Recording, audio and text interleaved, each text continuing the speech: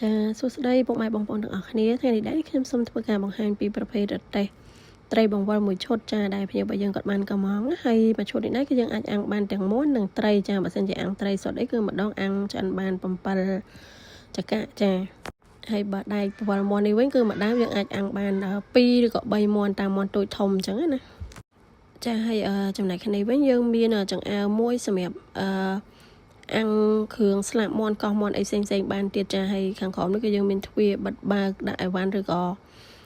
ដាក់ខ្ជុងអីបានអញ្ចឹងណានៅខាងក្រោមហ្នឹងណាដល់ឥឡូវយើងមកមើលពីខាងក្រោយនេះទៅវិញម្ដងចានេះយើងមើលពីក្រោយទៅច្បាប់មញងរបស់យើងក៏រត់ស្មើបែបហ្នឹងតែម្ដងចាហើយការសម្រាប់រៀបចំអទេសមួយឈុតនេះផងដែរគឺភ្ញៀវរបស់យើងក៏រៀបចំប្រើជាមួយនឹងភ្លើងរត់បានចាគឺមានតរៀបចំដុំភ្លើងអីហើយស្រេចអស់ហើយទៅដល់គឺដោតភ្លើងប្រើបានតែម្ដងចាខាងនេះក៏យើងមានទ្វារមួយទៀតបិទបើកសម្រាប់កាយតម្លាក់ភ័យឬក៏ដាក់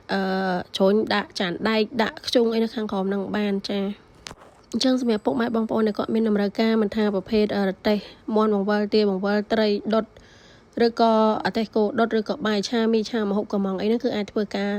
កំងបានចាតាមរយៈ page ផ្ទាល់ឬតាមរយៈលេខទូរស័ព្ទដៃរបស់ខ្ញុំ3ខ្សែនៅក្នុងវីដេអូហ្នឹងបានចាហើយកុំភ្លេចមើលដល់ចុងវីដេអូនេះគឺខាងខ្ញុំមានដាក់រូបភាពជាស្លឹកមួយដែរហើយវីដេអូរបស់យើងក៏មានតែប៉ុណ្្នឹងទេចាហើយក៏អរគុណច្រើនចំពោះការជឿជាក់និងគាំទ្រមកលើ page មេហៀងសិប្បកម្មធ្វើរទេះគ្រប់ប្រភេទយើងខ្ញុំផងដែរចាហើយក៏អរគុណសម្រាប់ការទស្សនាវីដេអូមួយនេះយើងនឹងជួបគ្នានៅវីដេអូក្រោយទៀតចាបាយបាយ